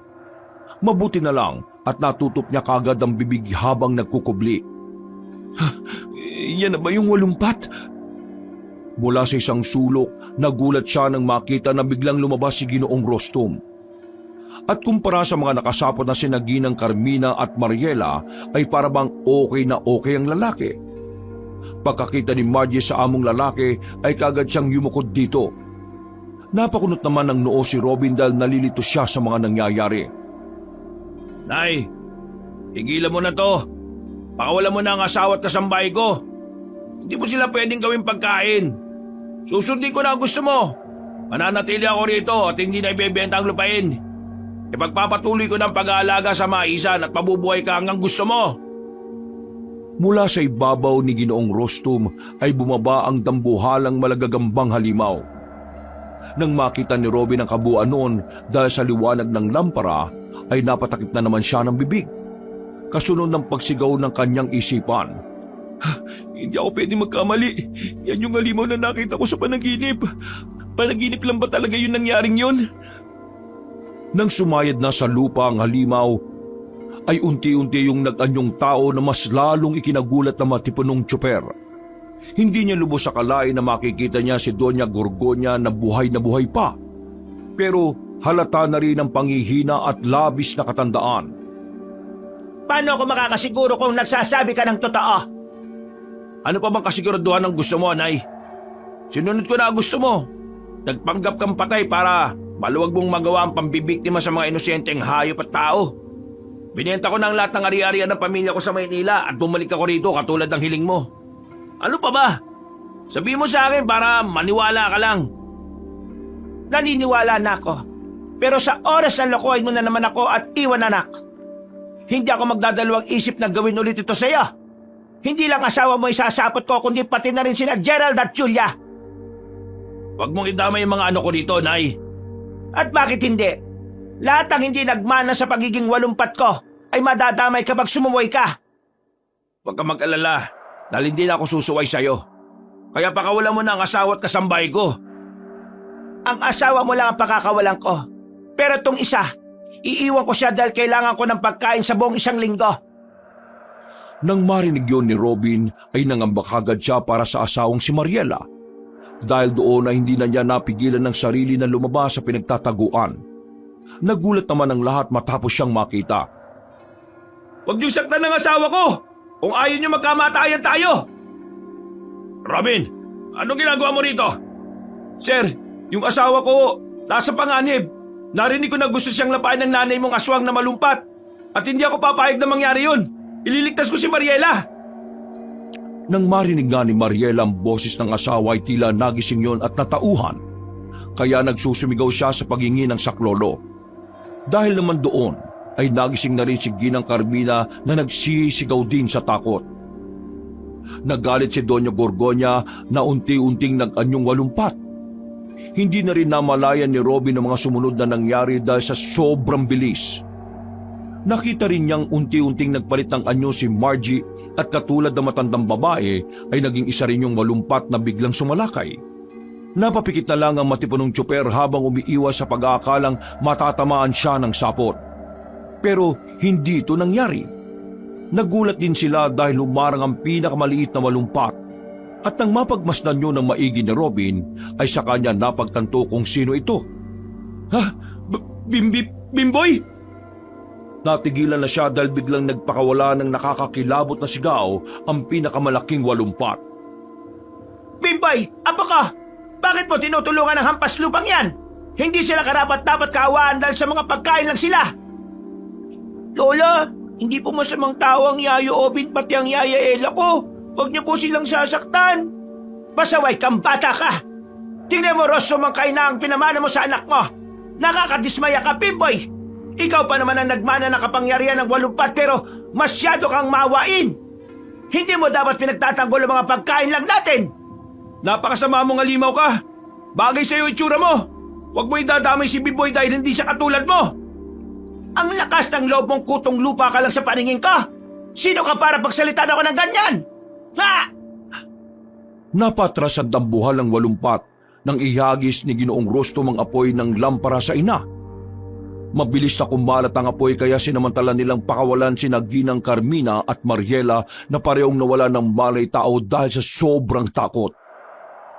Galit na napaangil si Doña Gorgonya na inutusang sumalakay si Margie.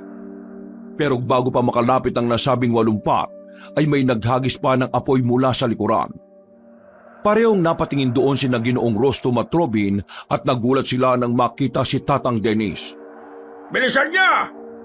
Walang iya ka, Dennis! Traitor ka! Hindi ako traidor, Doña Gorgonya. Matagal na ako nagsilbi sa iyo at nagpapasalamat ako ron. Pero kayong nagising na rin ako sa katotohanan. Magsama-sama kayo! Papatayin ko kayong lahat! Margie, alam mo na ang gagawin mo sa mga yan! Galit na lumusob si Margie habang si Doña Gorgonya ay nagtago na sa dilim at hindi na nila nakita pa. Nang makalampas naman si Ginoong Rostom at Robin tangan ng kanilang mga asawa ay nagpaiwan na si Tatang Dennis. Ako nang bahala rito. Matagal ko lang dapat itong ginawa para hindi na humantong sa pambibiktima ng mga inosenteng tao si Doña Gorgonya. Hindi niya rin sana naipasa kay Margie ang sumpa ng pagiging malumpat. Bilisan niyo na at tumakit na kayo! Maraming salamat, Tatang Dennis! Nang makakit na sila ay kagad ngang isinara ni Ginoong Rostom ang lagusan na ikinagulat ni Robin. Sir, nasa lupa si Tatang. Narinig mo naman ang sinabi niya, hindi ba? Maniwala ka sa akin, Robin. Alam ni Mang Dennis ang ginagawa niya. Umalis na tayo rito bago pa makakit sa maisan si nanay. Nasaan po yung van? Nandun sa pinaka-main entrance ng bukid. Tatakbo tayo papunta ron at aalis tayo ng ligtas sa lugar na ito. Pasensya na kung nadamay ko pa kayo ni Mariela sa gulo ng pamilya namin, ha? Sir naman, di ba sabi niyo naman na bahagi kami ni Mariela ng pamilya niyo? Tara na ho, saka na natin pag-usapan yan. Umalis na muna tayo ng ligtas. Pagkatango ng dalawa ay dali-dali nilang binalikan sa bahay sina Gerald at Julia. Pagkatapos ay lumabas kagad sila sa magarang bahay ni Doña Gorgonya. Habang tinatahak ang daan papunta sa main entrance ay nakita nga nila kung paano masunog ang kapilya. Kasama sa nasunog si Tatang Dennis at Margie na naiwan sa ilalim nito. Doon na rin nagsalita sina Gerald, Julia at Ginang Carmina dahil hindi nila kasama si Bimboy. Nang makita na nila ang van ay saka huminto ang among babae ni Robin habang umiiyak. Nakikiusap yun sa asawa na balikan ng bunso nilang anak. Pasensya na kayo pero hindi na natin mababalikan si Bimboy. Masakit din sa akin to pero wala na tayong magagawa pa. Kailangan na natin makalis dito bago pa tayo mapatay ng 80 kong nanay. Sana maintindihan niyo ako, Carmina, Gerald, Julia. Sa unang pagkakataon ay nakita ni Robin kung paano umiyak ang amo niyang lalaki. Dahil doon na hindi na rin tuloy niya mapigilang mapayak pero hindi niya yun ipinahalata. Si Mariela naman ay humagulgol din ng humagulgol dahil sa kanya na lumaki si Bimboy. Hindi niya rin matanggap na mawawala na lang ng ganoon ng batang lalaki. Nasa kalagitnaan pa sila ng pagdadalamhati ay bigla nga nilang narinig ang mahinang boses ng batang lalaki mula sa hindi kalayuan. Mama, Papa, Ate, Kuya, Yaya Ella, Yaya Obin. Hintayin niyo po ako. Buhay po ako. Gulat silang napatingin sa kinaroroonan ng boses at gano'n na nga ang tuwa nilang lahat nang makita si Bimboy na tumatakbo. Subalit napawi rin ang tuwa na yon nang makita nila ang dambuhalang walumpat sa likuran ng batang lalaki. Ilang metro ang layo sa kanya. Bilisan mo, Bimboy! Takbo na, bilis! Hindi ko kayo hahayaang makatakas! Lahat kayo mga walang silbi at gagawin ko lang pataba sa maisan ko! Dahil doon ay kagad silang nagsakayan sa van. Pinandar nga kagad yun ni Robin dahil mabuti na lang ay naiwan ang susi mismo sa sasakyan. Tumapit kayong lahat! Ililigtas natin si Bimboy at ipinapangako kung hindi tayo aalis dito nang hindi siya kasama. Mabubuhay tayong lahat! Pangako ko yan sa inyo! Kagad minaobra na matipunong tsoper ang sasakyan. At kahit natatakot ay nilakasan niya ang loob para mailigtas lang ang batang lalaki.